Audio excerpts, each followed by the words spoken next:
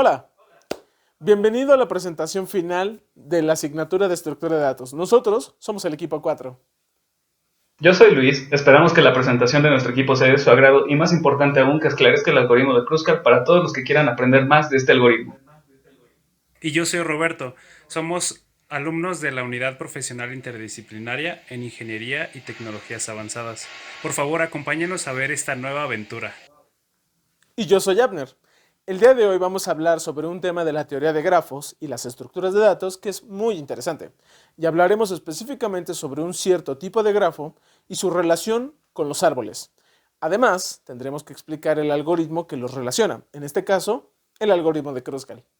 Pero, antes de comenzar, nos gustaría remarcar que los siguientes temas que vamos a presentar a continuación los vamos a exponer con la suposición de que el espectador ya tiene un conocimiento previo de los grafos y de las estructuras de datos. Así que sin más preámbulo, a continuación escucharán nuestras voces en off, y al primero al que tendrán el gusto de escuchar es a mi colega Luis. Así que comencemos. Este algoritmo se lo debemos al estadístico y físico estadounidense Joseph Kruskal. Este hombre, en el año de 1956, creó un algoritmo que permitía convertir un cierto tipo de grafo en un subgrafo relacionado con los árboles que tienen características muy especiales. ¿Qué es el algoritmo de Kruskal? Bueno, para dar una respuesta más completa, comencemos con ¿qué es un algoritmo? Y adicionalmente vamos a definir qué es un grafo, porque debemos recordar que esta operación se especializa en grafos. El algoritmo, según la Real Academia Española, es un conjunto ordenado y finito de operaciones que permite hallar la solución de un problema. Y por su parte, el grafo es un diagrama que representa mediante puntos y líneas las relaciones entre pares y elementos que se usa para resolver problemas lógicos, topológicos y de cálculo combinatorio. Sin embargo, esta es la definición de un diccionario. Más adelante daremos una definición más adecuada para nuestros propósitos. Volviendo a la pregunta de ¿qué es un algoritmo de Kruskal? Es un algoritmo de la teoría de grafos para encontrar un árbol recubridor mínimo en un grafo conexo, ponderado y no dirigido. Estos últimos atributos del grafo son unos de los diversos tipos que existen en los grafos. La teoría de grafos y sus objetos de estudio son una rama de las matemáticas y ciencias de la computación. A continuación, observen los grafos en pantalla. Se pueden observar grafos conexos, árboles y grafos con subconjuntos. Son de diversos tipos y todos pertenecen a la teoría de grafos, pero no todos funcionan con el algoritmo de Kruskal. Como se había remarcado anteriormente, el grafo debe ser conexo, ponderado y no dirigido. ¿Cuál es el propósito del algoritmo de Kruskal? Simplemente convertir un grafo en un subgrafo que se denomina árbol recubridor mínimo, con el propósito de simplificar el grafo usando el mínimo de distancia entre nodos, que denominamos pesos de las aristas entre nodos, dando como resultado un nuevo grafo que es un subgrafo del original, con el mismo número de nodos, pero con la gestión de pesos optimizada. Ahora sí, profundicemos en los atributos que necesita tener nuestro grafo para poder aplicar con Kruskal.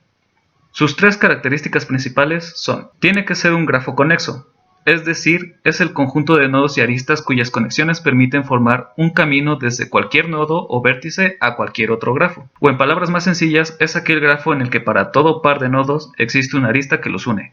Observen el grafo no conexo. Tengo el primer triángulo invertido, que no está unido al otro triángulo. Eso significa que es un grafo conformado por dos subgrafos disjuntos y por lo tanto no es conexo. También tiene que ser ponderado, refiriéndose a que las aristas deben tener obligatoriamente un valor en el peso. Y finalmente debe ser no dirigido. En el grafo las aristas no pueden ser unidireccionales, siempre deben ser bidireccionales. Recuerden esto, implica que el ir del origen al destino es lo mismo que del destino al origen. El árbol recubridor es el grafo que cubre todos los nodos del grafo original. Tomemos un árbol recubridor de manera aleatoria del siguiente grafo. Podemos notar cómo el árbol cumple con no dejar ni un solo nodo fuera, con un solo recorrido, sin ciclarse y con un peso total de 59, que se consigue al sumar las aristas por las que pasa dicho árbol. Ahora, hagamos un árbol recubridor mínimo, que es exactamente lo mismo que el árbol recubridor, pero con la única diferencia de que se toman las aristas comenzando con las de peso más chico y agregándolas hasta que el árbol pase por todos los nodos. Como resultado nos da un árbol totalmente diferente, pero al calcular su peso es un árbol recubridor mínimo, ARM, y tenemos como resultado un árbol con un peso de 39. Algo que debemos remarcar es lo siguiente: pueden existir n cantidad de ARM, pero no más de un solo peso mínimo. Recapitulando, el algoritmo de Kruskal tiene 3 propósitos. 1. Haber conectado todos los nodos del grafo. 2. Tener un camino único sin ciclos. Y 3. Contener un peso de camino mínimo. Como les habíamos dicho, la definición que usaremos ahora no es la misma que se puede encontrar en el diccionario, ya que ahora describiremos al grafo con una notación más técnica y de cierto modo más matemática. Esto nos permite relacionar un conjunto que es un grafo y al mismo tiempo un subconjunto que es otro grafo nuevo. Entonces, un subgrafo sigue siendo un grafo al igual que los subconjuntos son conjuntos. Lo explicaré con el siguiente ejemplo. Viéndolo como un conjunto, decimos que el grafo es un conjunto G, que se compone de vértices P y aristas E. Por ejemplo, si queremos un grafo con 6 vértices y 10 aristas, lo escribimos de la siguiente forma. Un subconjunto de ese conjunto sería el grafo G', con 6 vértices y 5 aristas, un resultado del algoritmo. Bueno, una vez entendidos los conceptos básicos de grafo y algoritmo, ya tenemos las herramientas necesarias para entender el algoritmo Kruskal. A continuación les detallaré cuál es el proceso que realiza para encontrar el árbol de recorrido mínimo. ¿Cómo funciona? Primero observemos el grafo ejemplo. Pongamos mucha atención. El primer proceso es ubicar la o las aristas de menor peso en todo el grafo. No importa si se repite el peso en varias, siempre y cuando no formen un ciclo entre sí. Más adelante te especificaré qué es un ciclo. En nuestro ejemplo podemos observar que tenemos dos aristas de peso 5 y podemos proceder al segundo paso. Al elegir las aristas iniciales podemos decir que ambas pertenecen a subgrafos del grafo original. No importa que no estén juntas, siguen siendo parte del dibujo original, por decirlo de otra forma. Entonces, cada una en este momento forma un subgrafo y debemos unirlas. El siguiente paso será encontrar la o las aristas de menor peso y mayor al de las aristas de todos nuestros subgrafos que tengamos. En este caso comparamos con los subgrafos formados con los dos 5 obtenidos en el paso anterior. Y ahora encontramos que la siguiente es un 6. Que por pura casualidad es adyacente al nodo D, al igual que la primera arista del subgrafo. Si estuviese separada o en cualquier otra posición la arista, aún así la elegiríamos, porque recordemos, estamos buscando aristas. Y ahora procederemos a repetir los pasos de unir subgrafos y de búsqueda de la siguiente arista menor, pero mayor a las anteriores que hemos visitado, una y otra vez hasta que se cumpla la condición de haber obtenido un árbol recubridor mínimo. ¿Y cómo sé cuándo ya he terminado? Bueno, para esto nos fijaremos en dos puntos muy importantes. El primero es que debemos revisar si ya hemos unido todos los nodos del grafo original. Y el segundo es que terminaremos cuando el número de aristas de mi árbol sea igual al número de nodos del grafo original menos 1. Como pueden observar, el subgrafo que obtuvimos contiene 6 aristas, porque tenemos 7 nodos en total, como les mencioné hace un momento.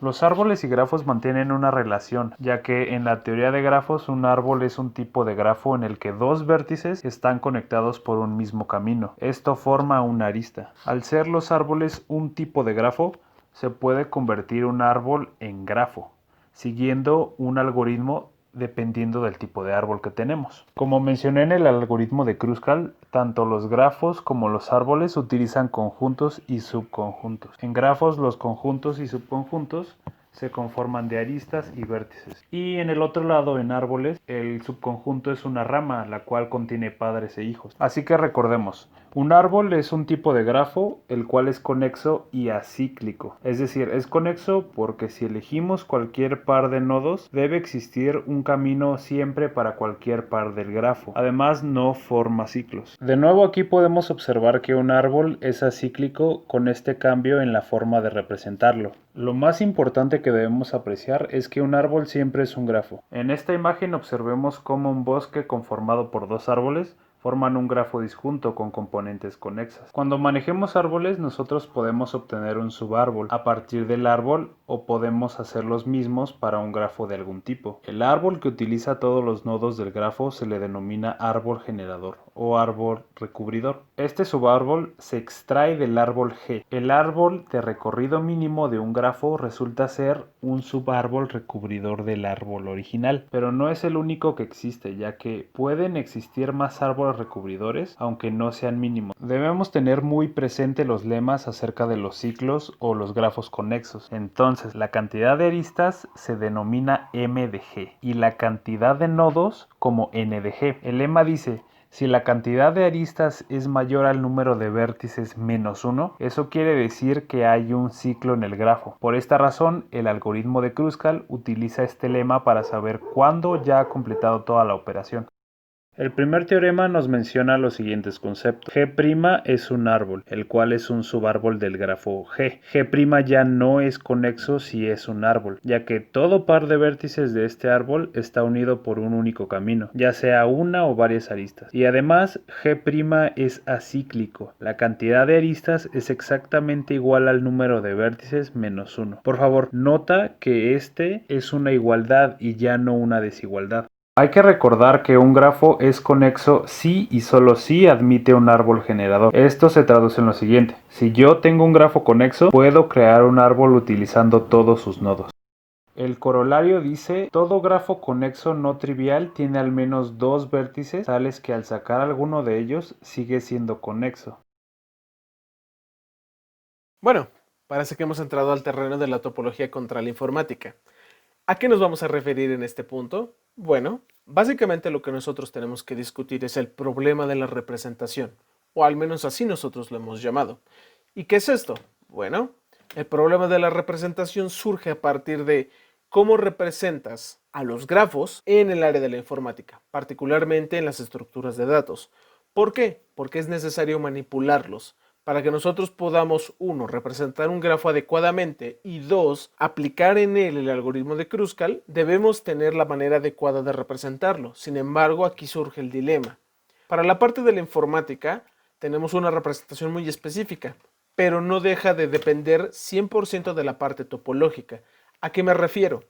La parte topológica siempre se ha referido a los nodos y a los vértices a través de gráficos, figuras geométricas, cosas que tú puedes dibujar en papel. Cuando nosotros representamos un grafo de manera topológica, es bastante fácil. Una arista, un nodo. Entonces, aplicar el algoritmo de Kruskal sobre un grafo en papel resulta absurdamente fácil, siguiendo los pasos que mis compañeros ya les han descrito. Ahora, todas estas consideraciones del algoritmo deben ser trasladadas al área de la informática. Aquí es donde nos referimos a muchos problemas, porque la representación topológica de los grafos es algo meramente visual, sobre todo en la resolución del algoritmo. Ahora, cuando nos trasladamos al terreno de la informática, tenemos que volver de cierta manera a un aspecto matemático muy particular, y en este caso son los conjuntos, porque un grafo es un conjunto. Entonces, cuando nos trasladamos al terreno de la informática, la mejor manera de hacer la entrada a triunfo es a través de arreglos o matrices, o, en su defecto, a través de objetos y clases. Ahora, una manera más fácil de explicar la representación que nosotros tenemos del grafo dentro de Java es presentando el siguiente grafo. Quiero que identifiquen los nombres que tiene cada vértice. En este caso, están pintados en color blanco: 1, 2, 3, 4, 5 y 6. Y también hemos puesto los pesos de cada arista, que están representados en color negro: 1, 2, 3, 4, 5, 6, 7, 8 y 9. Hay algo que quiero recalcar: debemos poder identificar cada uno, particularmente los vértices, porque pueden cambiar de nombre. En este caso, si yo quisiera asignar a 1 como A, a 2 como B y así hasta la letra F, puedo utilizar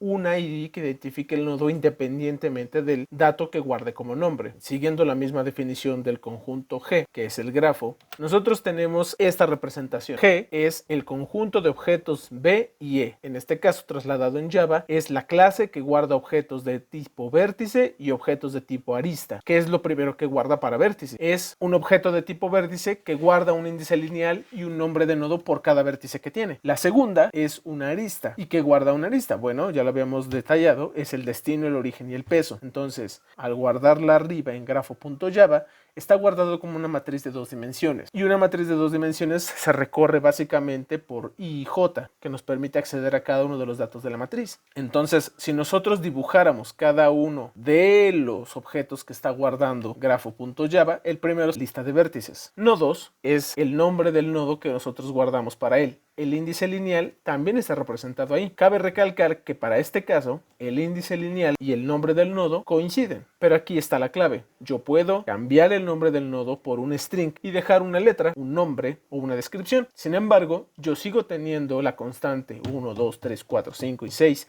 hasta los n nodos que yo cree. La segunda que nosotros vemos es la matriz de adyacencia. ¿Qué es y qué representa? Bueno, representa la relación que existe entre cada arista y qué nodo se está uniendo. En este caso, los vértices. Quiere decir que para cada par de nodos yo debo tener un vértice que los une. ¿O no? No lo sabemos. Todo depende de cómo se representa el grafo. Quiero que observen la parte en la que nosotros enlistamos los índices lineales, verticales y horizontales, que son la manera de acceder a un arreglo por I y J, y me permiten identificar a cada nodo por el índice lineal. En este caso, yo tengo 1 y quiere decir que estoy en el nodo 1 o el vértice 1, pero lo debo de buscar en dos partes. ¿Qué es lo que guarda esta matriz de adyacencia? Guarda los pesos, y en este caso el identificador de la arista es el peso. ¿Pueden repetirse? Sí, los pesos pueden repetirse. Sin embargo, dos aristas no pueden unir al mismo par de nodos. Eso es algo imposible, hasta gráficamente. Entonces, ¿qué es lo que pasa aquí? Bueno, si yo veo el peso 9, que identifica la arista de peso 9, está uniendo a los nodos 1 y 2. Y si vamos y revisamos el grafo, claramente unimos dos vértices, el 1 y el 2. ¿Con qué peso? Con el peso 9. Entonces, el objeto que está haciendo la representación de todos los componentes de un grafo es la matriz de adyacencia. De cierta manera, la lista de vértices es muy importante, obviamente. Sin embargo, la matriz de adyacencia es el embudo de todos los objetos que componen al grafo y de verdad lo hacen un grafo, porque en ella tengo yo al conjunto de toda la matriz, que en sí representa el grafo, a los identificadores horizontales y verticales de esta matriz, que en este caso se acceden por I y J, que son la lista de vértices, y los datos que están guardados dentro de cada casilla, que representan los pesos a las aristas. Entonces, ya tengo un grafo con sus vértices y sus aristas, y no solo eso, represento aquí la relación que tienen todos y cómo esto representa un dibujo. Bueno, una vez que ya hemos hablado de cómo se representa fielmente un grafo, no es necesario hablar particularmente sobre los árboles, ya que algo que hemos remarcado durante toda la presentación de este proyecto es que un árbol es en sí mismo un grafo. Por lo tanto, cuando se aplica el algoritmo de Kruskal, lo que estamos obteniendo es un grafo sacado de otro grafo, por lo tanto es un subgrafo de un grafo original. En este caso, por las características que tiene, se denomina árbol recubridor mínimo y presenta todas las características de un árbol común. Sin embargo, la representación que tiene a través de las estructuras de datos es un poquito distinta. La distribución de clases que nosotros hemos hecho es la siguiente. Como verán, aparecen las tres clases principales de las que ya hemos estado hablando. ¿Por qué? Porque representan al grafo. Y si yo puedo tener esa clase, tengo la seguridad no solo de que fielmente hago una representación de lo que en papel podría considerar un dibujo, sino que puedo crear otro grafo. Los atributos de los subconjuntos me permiten obtener de un grafo otro grafo. Entonces, la siguiente distribución considera lo principal o lo mínimo que debemos considerar para tener un grafo. Y también mostramos las clases que son, en este caso, auxiliares o adicionales. Voy a hacer un breve recuento de estas clases solamente para recapitular algunas de las características principales que las engloban. Sin embargo, una de las clases más importantes que tenemos después de la que conforma el todo de la figura es Minimum Spanning Tree. ¿Por qué?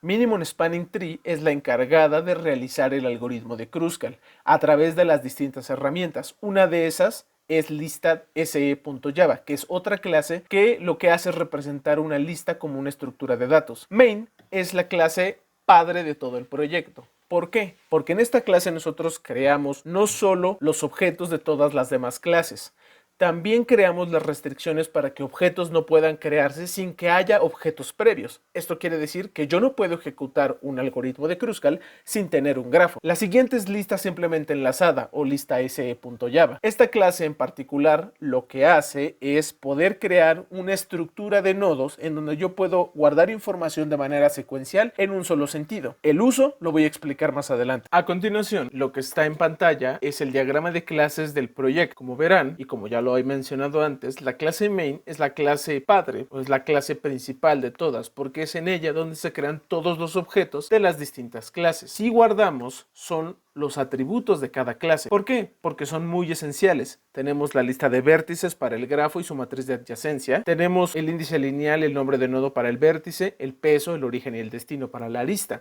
Si nosotros observamos Minimum Spanning Tree, tenemos un objeto de la clase grafo. A diferencia de lo que hace grafo tratando de trabajar con objetos de clase vértice y arista, Minimum Spanning Tree trae todo un grafo. ¿Por qué? Porque del grafo se puede extraer el resto de la información, en este caso la información del vértice, la información de la arista.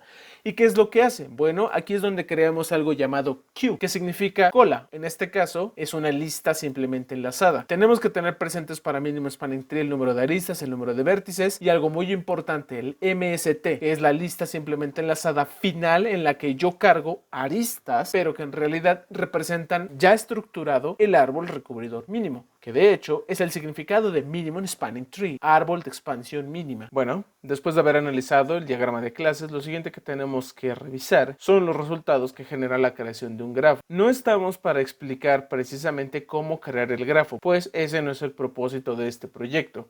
Este proyecto planea explicar cómo funciona el algoritmo de Kruskal dentro de un grafo creado. La representación es el objeto que tenemos que trabajar para que podamos obtener un árbol recubridor mínimo. Sin embargo, no es nuestra preocupación explicar cómo llegar a este grafo. Sin embargo, así es como está creado y esos son los resultados que provoca. El primero de ellos es el arreglo de vértices, que enlista todos los vértices que hayan sido creados dentro del grafo. N vértices, ese es el tamaño de la lista. Para este caso tenemos de A a B para un grafo creado de esta magnitud. Este es un grafo de 6 nodos, por lo tanto tenemos 6 nodos en el arreglo de vértices, de A a F. Lo siguiente que tenemos es la matriz de adyacencia. Ya lo habíamos explicado, la relación que hay entre cada uno de los nodos, indicada por su índice lineal, y la relación que tiene, que es la unión en los pesos, está indicada dentro de la matriz de adyacencia. Esos son objetos que creamos a partir de crear un grafo. Sin embargo, hay uno muy especial que nosotros vamos a utilizar, ahora sí, específicamente para el algoritmo de Kruskal. Y este es un objeto que se tiene que crear justo después de que hemos creado un grafo. ¿Quién es? La lista simplemente enlazada. Esta lista simplemente enlazada lo que hace es llenarse de los datos que representa la matriz de adyacencia, pero aquí hay un pequeño truco. Como ya les había mencionado antes, era algo que iba a detallar hasta este punto. Si ustedes logran notar la línea diagonal de la matriz de adyacencia, son las referencias de los nodos a sí mismo. Para un grafo ponderado, no dirigido y conexo, esta matriz de adyacencia por la mitad es espejo de la mitad de arriba. Entonces, eso significa que los valores que encontramos de A a B son los mismos de B a A, que es algo que explicó mi compañero Luis. No importa el sentido, importa el valor. Entonces, solamente consultando la primera mitad de arriba podemos obtener los datos de todo el grafo sin necesidad de recorrer toda la matriz. Lo que hacemos es vaciar, en este caso, todos esos datos dentro de una lista para tenerlos de forma lineal. ¿Por qué nos interesa? Porque tenemos que ordenarlo por peso. ¿Por qué razón? Porque para ejecutar el primer paso del algoritmo de Kruskal es ubicar las aristas de menor peso. A continuación, lo que podemos observar es lo que se contiene dentro de Minimum Spanning Tree. Creamos los atributos, que son donde vamos a cargar los nuevos datos que hemos extraído para linealizarlos a través de la matriz, y creamos la cola de pesos para poder ejecutar el algoritmo de Kruskal. De la matriz pasamos al método insertar arista en cola y así obtenemos la lista simplemente enlazada. Antes de seguir avanzando y explicar con más detalle cómo funciona, tenemos que entender qué es lo que significa un parent y cómo se relaciona con los subconjuntos disjuntos. Lo primero que pasa es que cuando creamos el Minimum Spanning Tree, la lista simplemente enlazada, que es la que representa la matriz de adyacencia, pero de forma lineal, porque tenemos que ir accediendo, como lo dice el primer paso del algoritmo de Kruskal, peso a peso, pero tenemos que empezar por el más chico de todos. Entonces, la lista simplemente enlazada lo que hace es gotear de cierta manera las aristas que vamos a necesitar en cada parte del proceso. Esa arista va a ser descartada o no aprobada para formar parte del nuevo conjunto. Este nuevo conjunto es el árbol recubridor mínimo, que es un subconjunto del grafo original. Pero es curioso, Cuando tú resuelves Kruskal, lo que estás haciendo es empezar por un montón de nodos que para el nuevo grafo ya no tienen unión. ¿Por qué? Porque debes generarle nuevas, en este caso las que componen al árbol recubridor mínimo. Entonces, parent lo que hace es imitar ese gran conjunto de nodos que no están unidos. Por eso es que se representan a través de un arreglo de enteros en el que el índice i, porque esto se recorre con un for o con un while, este índice lo que representa es el vértice y el acceso. En este caso, este índice, el que podemos ver como int vertex, y el índice lineal del nodo están totalmente emparejados, de manera que cuando yo me refiero al vertex, al índice del arreglo y al índice lineal de los vértices, me estoy refiriendo a la misma cosa. Ahora, ¿qué es lo que guarda parent? Parent guarda la relación que tiene con otro nodo. En este caso, cada vez que creamos un subconjunto, debemos dejar a un pequeño representante para que podamos crear no solo la recursividad del método find, sino para que tengamos un punto de referencia para comparar sobre cada par. ¿A qué par me estoy refiriendo?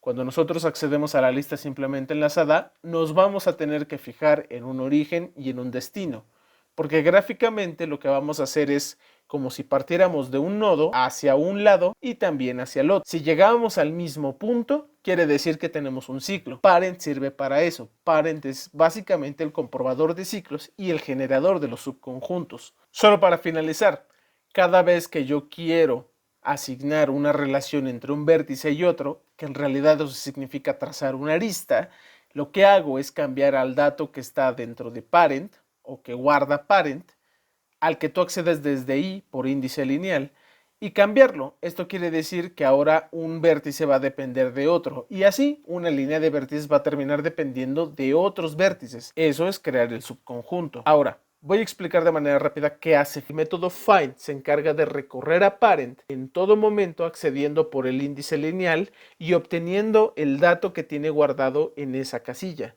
En este caso, como estamos hablando de que lo que guarda son vértices y todo está representado por índices lineales, lo que el método termina devolviendo es el índice lineal de la última casilla. En este caso representa al parent más actual. Entonces, la otra parte es generar el subconjunto. No podríamos solamente dejarlo así en cada vuelta que hagamos porque no cambiaría nada. Generar el subconjunto es cambiar los valores que guardan estas casillas. Al hacerlo, creamos más caminos o ampliamos el camino por el que la recursividad pasa. Bien, ¿cómo funciona Kruskal en Java?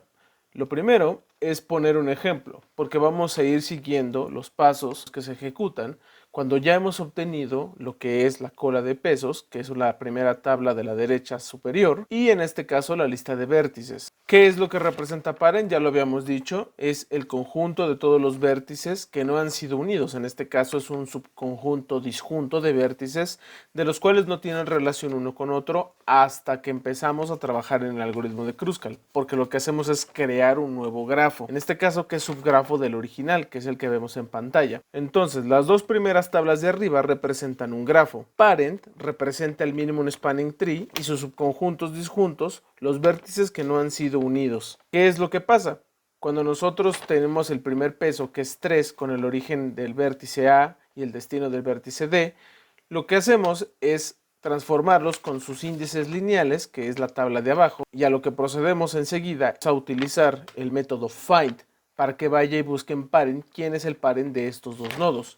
Si nosotros lo visualizamos, son parent de ellos mismos. Por lo tanto, lo siguiente de lo que procedemos es a realizar una unión, ya que dos nodos no pueden generar un ciclo, entonces tenemos que unirlos. Entonces, cuando generamos un subconjunto, también podemos apreciar en el grafo que generamos una arista. Este proceso se repite una y otra vez porque tiene que validar el parent de cada uno.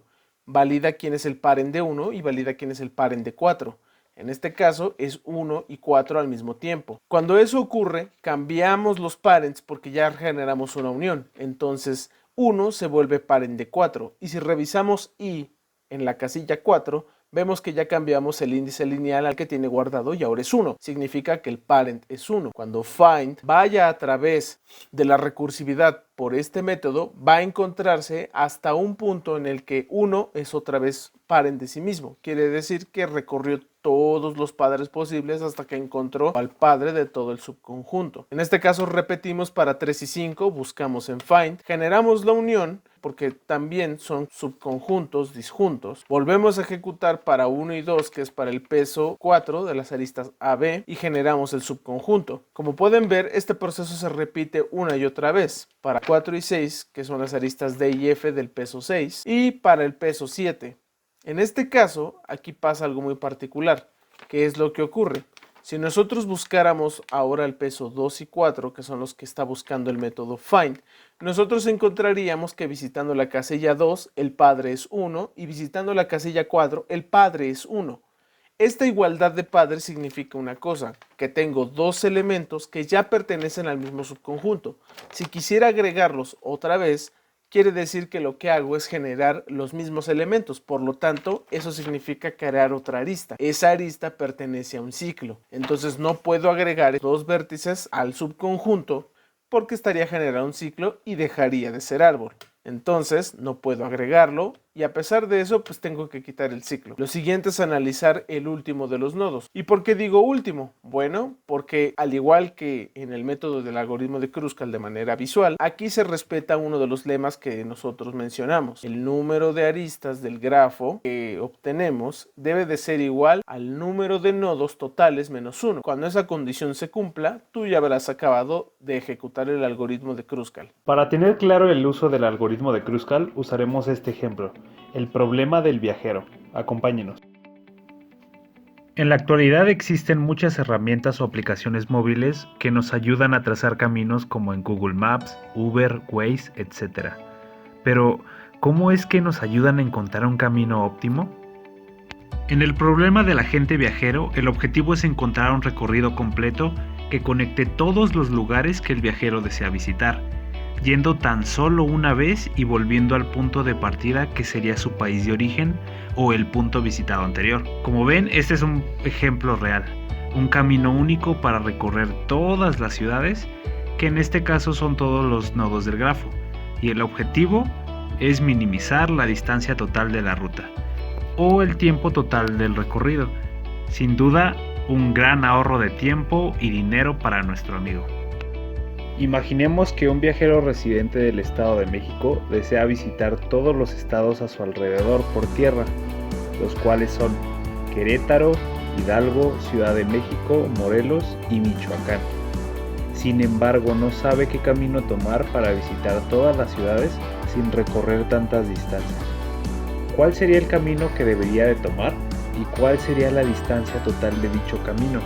A continuación, si observamos en el mapa, tenemos un grafo conexo y ponderado, en el cual aplicaremos el algoritmo de Kruskal. Y bien, para completar nuestro recorrido del camino, lo que tendremos que hacer es buscar las aristas de menor peso, evitando formar un ciclo. Como en este caso, el nodo 1 y 6 forman un ciclo, lo evitamos. Al finalizar, borramos todas las demás aristas que no nos sirven y obtendremos el árbol de recorrido mínimo. Por último, sumaremos los pesos de todas las aristas y obtendremos el recorrido total. Lo primero que vamos a hacer es tomar el grafo del problema del viajero. Enseguida ejecutamos el programa para poder ingresar al menú y poder crear uno de los grafos. El proceso de creación de grafo básicamente consiste en ir llenando la lista de vértices y enseguida ir llenando cada una de las casillas de la matriz de adyacencia. En este caso, asignamos lo que ya habíamos escrito, lo que ya habíamos discutido, el índice lineal del nodo, el nombre del nodo, el peso por cada una de las aristas y vamos seleccionando qué arista está conectada con qué otra arista. De este modo, cuando finalice el proceso de creación de grafo, podemos imprimir un grafo y en automático tenemos una matriz de adyacencia llena. Lo que hacemos a continuación es simplemente ejecutar el método del minimum spanning tree para que él automáticamente con el grafo creado pueda crear el árbol recubridor mínimo sin necesidad de ejecutar cualquier otro método. Al principio aparece una ventana con los datos generales del grafo original. Al final, cuando termina de crear el árbol recubridor mínimo, muestra los datos y el peso de camino mínimo, que de hecho es algo que vamos a comparar. Como verán, ya hemos cargado el grafo del problema del viajero, y si podemos revisar con atención, tenemos 6 vértices, que son los vértices 1, 2, 3, 4, 5 y 6, y 10 aristas, que son todas las distancias que hay, en este caso, de capital a capital. Tenemos distancias desde 193, 196, 235, 364, 92, 82, 86, 153, 224 y 94. Todas ellas tienen un peso total de 1719, como podemos ver. Esto es lo que calcula al principio el Spanning Tree, los datos antes de la ejecución del algoritmo. Entonces, ¿qué es lo que ocurre después de que damos a aceptar? Se ejecuta el algoritmo como ya lo hemos explicado y a continuación aparece un mensaje con los nuevos datos del grafo. En este caso tenemos un número de vértice igual a 6 porque conservamos los nodos, todos los nodos, pero el número de aristas cambió.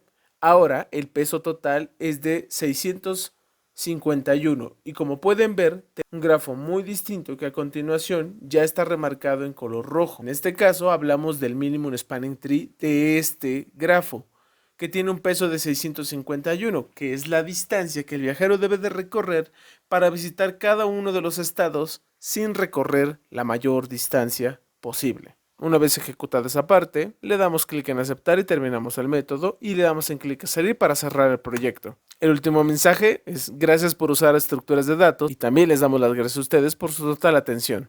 Esto fue el equipo 4 presentando el algoritmo de Kruskal para Java. Hasta luego.